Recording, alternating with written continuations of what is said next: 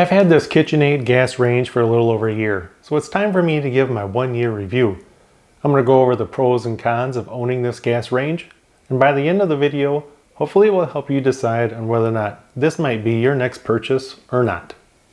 So first, let's start out by why we purchased this one. We went with KitchenAid because they're supposed to be a superior model. 2, we upgraded our kitchen. We did a little bit of remodeling and the old white appliances didn't look right, so we wanted to go with stainless. And we thought that this was one of the better looking stainless models. The 3, we wanted a convection oven. We didn't want to spend an arm and a leg. So this was on sale for like $24.99, and with all the features it seemed to be a good bang for the buck. Something we noticed right away, and it's still doing it, is this left front burner always seems to take a long time to light. So if I light one of the other ones, seems to light right up fairly quickly.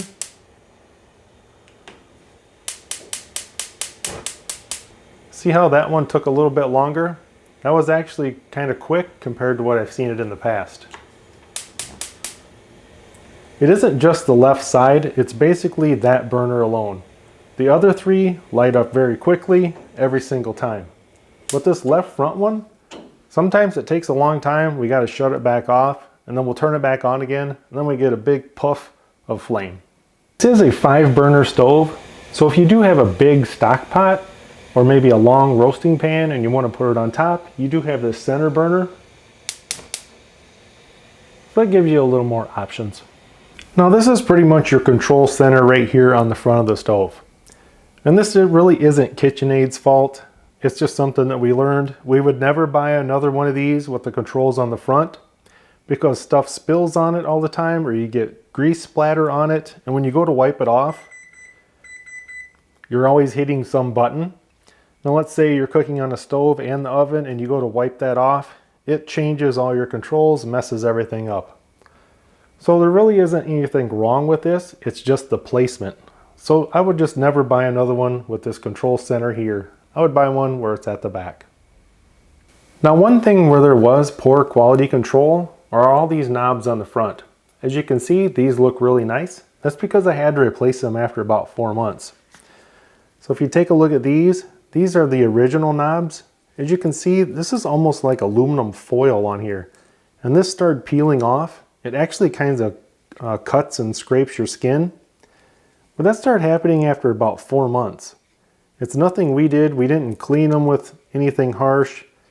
I don't know why they use something so cheap on an expensive stove. But as you can see, these are total garbage. They were just getting irritated because they'd catch your skin. You'd get some of these flakes on the floor.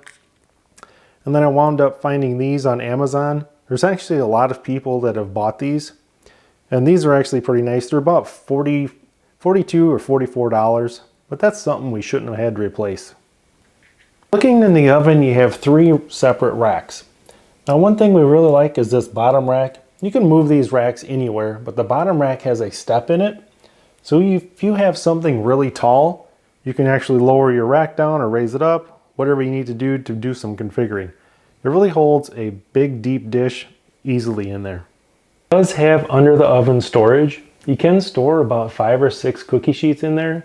The total depth is about 3.5 inches. It's nice and wide. It will hold quite a few things. Now when it comes to the oven, this thing bakes very evenly. Doesn't matter if it's pizzas, brownies, cookies, or casseroles. Doesn't matter if you put it in the center or on the side. Everything bakes nice and even. This is one of the most even baking ovens we've ever had. Now in conclusion, what do I think? When we bought it, the price was right. The last time I looked, which was about a month ago, these are at like $28.99. I personally don't feel it is worth that at all.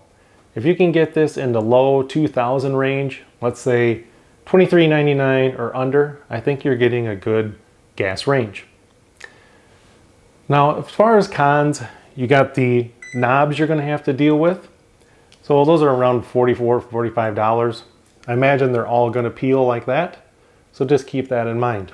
As far as the control panel, I would never buy another one with the control panel on the front. Just because even if you just spill a little half a spoonful of gravy on there, the control panel goes crazy. Now it's nowhere near KitchenAid's fault. There's nothing really wrong with it. It's just the placement. Other than that, it's been a nice gas range. Hope this video helps you guys decide whether or not this might be the right one for you. And thanks for watching.